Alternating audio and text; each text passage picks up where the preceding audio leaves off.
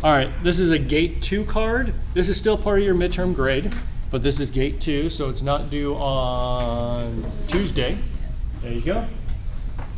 So we are going to create two different muxes. Both of them are 2x1. One's 5-bit.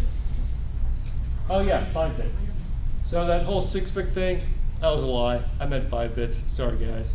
Anyways, you want a 5-bit mux, and the other is a 64-bit. In other words, both of them are 2x1. They take two sets of inputs and go to one set of output. And this one set is going to be 5-bit. The other set is 64.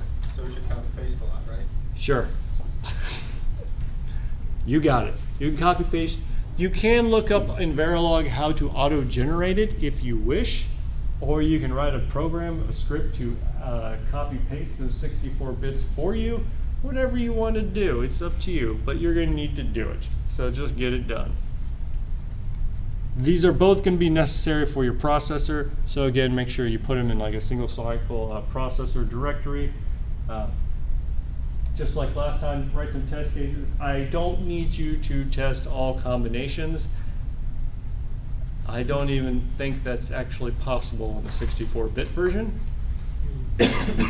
I forget how many atoms are in the universe, but I would say a lot. a lot. But that number might get close.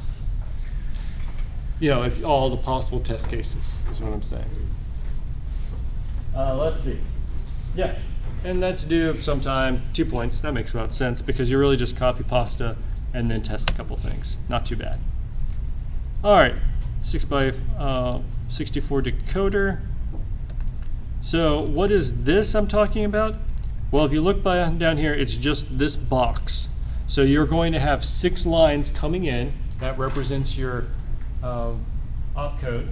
And then you're going to have 64 lines coming out. All the decoder does is it puts high or 1 on the one of the 64-bit lines dictated by what the 6 bits coming in. That's all you need to do. Don't do anything else.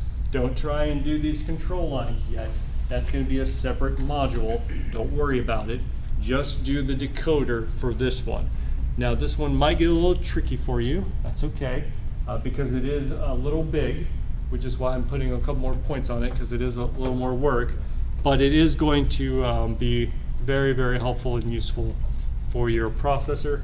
Don't be afraid by this point of trying to connect the lines to it. I will explain how to do that later. It's actually a lot simpler than it looks. And yeah, 3 points, that sounds good. And just like last time, test it, send me the link. All right, that's it. That's all the work we're going to have now. We definitely have a lot more work to come through. We've got to go talk about adder and then jump to other very important bits of information.